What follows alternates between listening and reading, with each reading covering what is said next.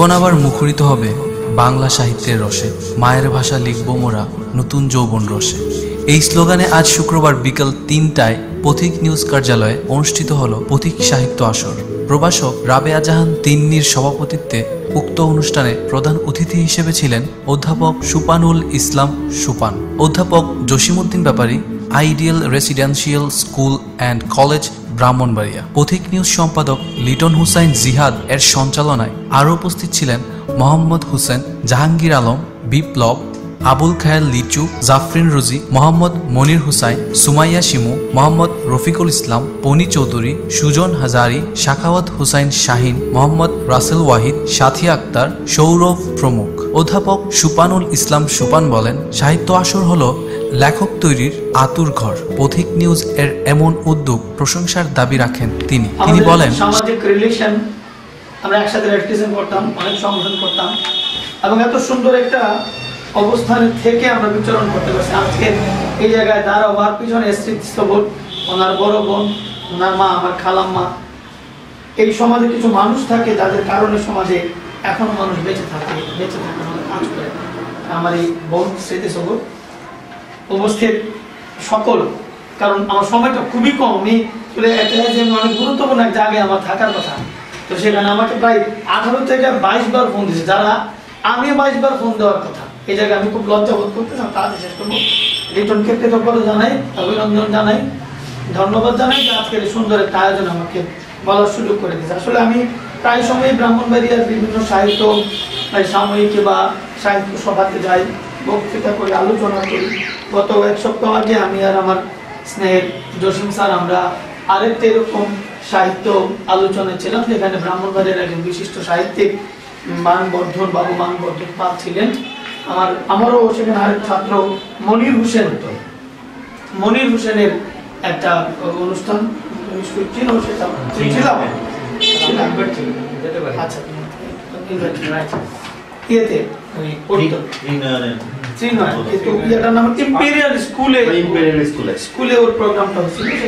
বিভিন্ন জায়গায় যাই। তো আমি কথা শেষ করবো, আমি এত আলোচনায় যাবো না, সুন্দর করে বলছে আমাকে সাহিত্যের বিষয়গুলো বলছে, আসলে আড্ডাটার প্রয়োজনীয় থাকে। যদি আড্ডার প্রয়োজনীয়তা না বুঝি তাহলে এক সময় পর আমরা আগিয়ে যাবো। প্রথম ভালো লাগে, পরে আর ভালো লাগবে না। আমি যদি পাণ্ডিত্য না করি আর কি, টিচারদের অভ্যাসে পাণ্ডিত্য করে, তারপরে মনে বলা উচিত। যেহেতু 2-1 আমি আসার সময় বলছে যে কথা শুনতে আসছে, সাহিত্য সম্পর্কে জানতে আসছে, এবং আমি ইংরেজি সাহিত্যের মানুষ এবং আমার এই মেয়েটাও ইংরেজি সাহিত্যের মানুষ, তো আমাদের আসলে এই জায়গা থেকে বলা হচ্ছে।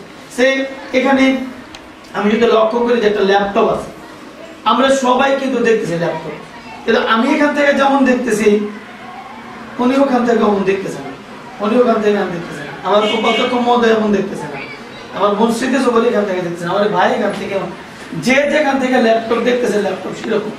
এখন যদি আমি সবাইকে বলি তোমরা সবাই ল্যাপটপ পার করো, যে যেখান থেকে দেখে সেটা ব্যায়াম করো, এটাই সাহিত্য। অর্থাৎ মানুষের জীবনে একটা সত্য ঘটনা, একটা অসত্য ঘটনা, এইটাকে যে যে দৃষ্টিকোণ দিয়ে দেখে সেই দৃষ্টিকোণ প্রকাশ করাটাই হচ্ছে সাহিত্য। আমি শুরুতে বলছিলাম সাহিত্য হচ্ছে মানুষের জীবনের ধর্ম, যে আমি আমার সারা জীবন আমি কি করছি, সারা জীবন একটা মানুষ কি করে। তার একটা কথা আছে যে যে যে বিষয়ে কথা বলে সে সেই বিষয়ে যদি ভালো বলে তাহলে বুঝতে হবে তার মধ্যে এই জিনিসটার অভাব আছে। আর যারা এটা শুনে, এটা আব্দুল আবু সাইদ প্রায় বলে থাকেন, ডক্টর আব্দুল আবু সাইদ স্যার, যে যে শুনে তার মধ্যে জিনিসটার অভাব আছে, যে বলে সে জানবে কেমন যদি তার অভাবটা না থাকে, আর যে শুনে তার মধ্যে অভাবটা না থাকলে সে কিভাবে করে। কাজে সাহিত্য হচ্ছে একটা সমন্বয়।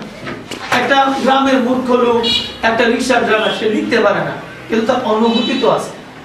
ওই অনুভূতিটা আমরা যারা লিখতে পারি, আমরা যারা বলতে পারি, আমাদের উচিত হলো তার অনুভূতিটাকে আমরা প্রকাশ করা, আমরা সব জায়গায় বলা। আমি ওই দৃষ্টিকোণটা এমন আমি এখানে দাঁড়ানো, আমি যদি উনি ওখান থেকে কি ইফেক্টে এই মোবাইলটা দেখতেছে, আমি যদি অনুমান করতে পারি ওনার অনুভূতিটা, তাইলেই আমি সাহিত্য, আমি ওটা বোঝাতে পারছি।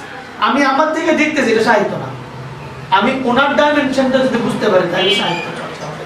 এটা হচ্ছে মূল কাজ।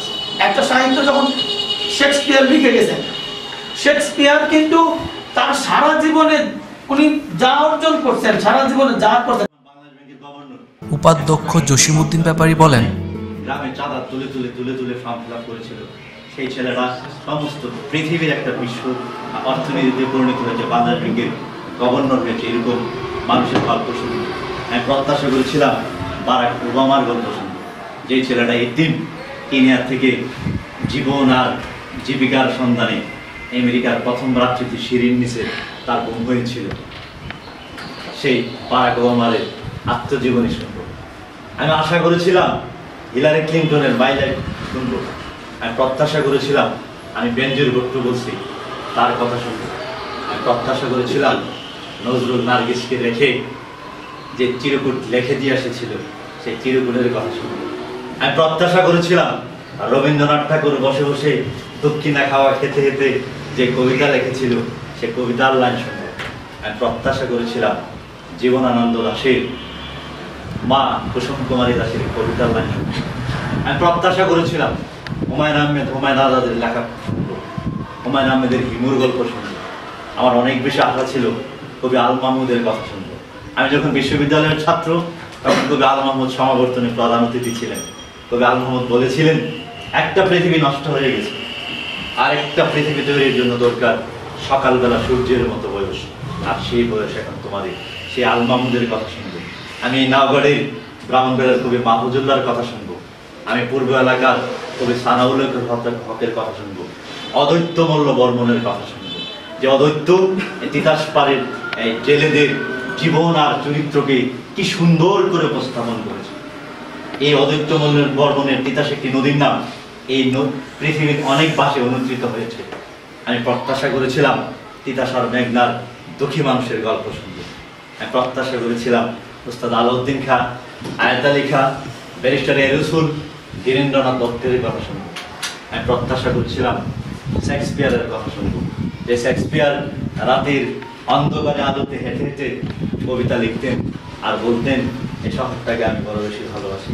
আমি প্রত্যাশা করেছিলাম হাজন রাসার কথা শুনবো। আমি প্রত্যাশা করেছিলাম লালনের কথা শুনবো। আমি প্রত্যাশা করেছিলাম সৃষ্টির শুরু থেকে এই পর্যন্ত আমি বড় বড় সাহিত্যিক এবং লেখকের কথা শুনবো। আমরা হয়তো সেভাবে চিন্তা করিনি, আমরা আমাদের এই গণ্ডিকে সীমাবদ্ধ করে রেখেছি। আর সেই গল্প বলার জন্য এই আসরে এই পৃথিবীর সমস্ত বরেণ্য ব্যক্তিদের, নেলসন ম্যান্ডেলার কথা বলবো, মহাত্মা গান্ধীর অহিংসের কথা বলবো, আমার প্রিয় নবী আলিম কুলের শিরোমণি, সৃষ্টির শ্রেষ্ঠ মানব হযরত মুহাম্মদ সাল্লাল্লাহু আলাইহি ওয়াসাল্লামের জীবনের যে একটা উদ্ধৃতি শুনব। আমরা পারিনি এই কারণে, কারণ আমরা এই সাহিত্যের আসরকে ভিন্ন আঙ্গিকে রূপায়িত করেছি। এর জন্য আমাদের যে জিনিসটা প্রয়োজন, সেটা প্রথমেই সবচেয়ে বড় বেশি প্রয়োজন হচ্ছে আমাদের মনে সাহিত্যের ভাবনাকে জাগ্রত করতে হবে। আমাদের লেখক অধ্যক্ষ সুপান স্যার ওনার মনের নির্বাসনে লিখেছেন, বইয়ের নামই মনের নির্বাসন। মন তিন প্রকার, সায়েন্টিস্টরা বলে মন থেকে মাথায়, আর আমাদের মতো যারা এই সাহিত্যিক না, সাহিত্যের আসরে বসারও যোগ্যতা নাই, লেখারও কোনো যোগ্যতা নাই, অর্থাৎ যারা সাহিত্য জগতের মানুষ, আমার ম্যাডাম প্রিন্সিপাল স্যার সাহিত্য জগতের মানুষ, এরা লিটারেচারের ছাত্র ছাত্রী, এরা বলতে পারবেন, ওনারা বলেন মন থেকে হৃদয়, দুইটাই ঠিক। পৃথিবীর কোনো সংজ্ঞায় এই দুইটাকে বিভাজন করতে পারে নাই, আলাদা করে সংজ্ঞায়িত করতে পারে না। সাহিত্যকে বলে দেখো এই টিক টিক আওয়াজ করছে, আমার মন এখানে দুঃখ দুঃখ করে। আর সায়েন্টিস্টরা বলে মনকে মাথা নিয়ন্ত্রণ করে। আমার মন চাইলে এখন 5 তলা থেকে লাফ দিতে, মাথা বলে দেওয়া যাবে না, সুতরাং মন থাকে মাথায়। দুইটাই সঠিক। আমি মন তিন প্রকার, একটা হচ্ছে চেতন মন, আমরা এখন যেভাবে বসে আছি সকলের চেতনা চমৎকার, আর হচ্ছে অবচেতন মন। আমরা অনেক সময় রিক্সাতে বসা, আমি আমার মধ্যে নেই, রিক্সার ধাক্কা খেয়ে পড়ার পরে বুঝি আমি যে পড়ছি। আমার হাতে চিরুনি, চিরুনি দিয়ে পিচ্ছিটারে বেরিতেছে, বল আমার চিরুনি কোথায়? অর্থাৎ মানুষ তার মনের মধ্যে থাকে না, এটা হচ্ছে অবচেতন মন। আর আমরা যখন বিভিন্ন ড্রাগ, অ্যানেস্থেসিয়া অথবা অসুস্থতার কারণে একেবারেই সংজ্ঞাহীন হয়ে যায়, সেটাকে বলো অচেতন মন। আমরা যে অবস্থায় থাকি মন আমাদের মাঝেই থাকে, শুধুমাত্র যখন চেতন মন থাকে তখন মনটাকে রিয়েলাইজ করা হয়। লেখক দুই ধরনের, একটা হচ্ছে যারা কল্পনার সাগরে ভাসে, যেমন রবীন্দ্রনাথ ঠাকুর। উনি একজন কল্পনা বিলাসী মানুষ ছিলেন, জমিদার পরিবারের মানুষ ছিলেন। ওনার কল্পনাই ছিল ম্যাক্সিমাম লেখা, মাঝে মাঝে বাস্তব লিখতেন। আর নজরুল ছিলেন একজন বাস্তববাদী লেখক।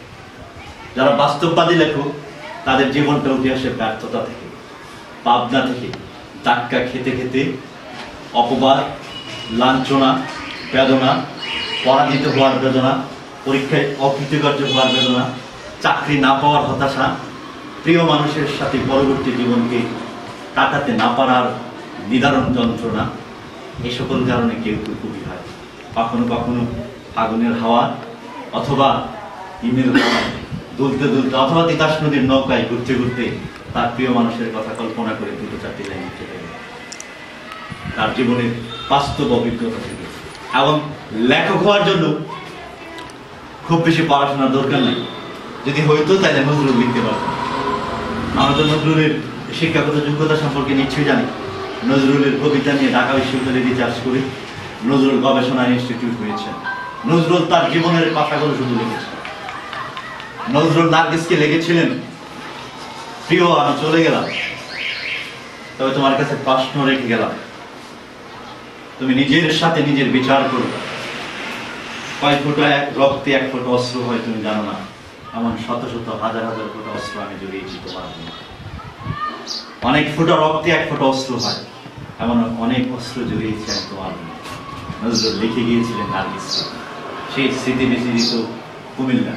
এ হচ্ছে তার বাস্তব লেখা।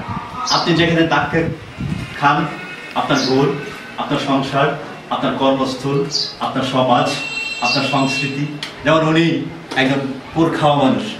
হোসেন ভাইকে দেখলে আমার কখনো কখনো খুব কষ্ট হয়, মায়া হয়। আজকেও আমরা সুযোগ থাকলে গান শুনি। নিদারুণ যন্ত্রণায় ছটফট করা এক বিপ্লবী মানুষ, কিন্তু থেমে থাকার মানুষ নয়। নানা ডঙ্গে ছলে বলে রনে কৌশলে উনি বলে যান, গিয়ে যান, কাজ করে সংস্কৃতির রস হৃদয়ে।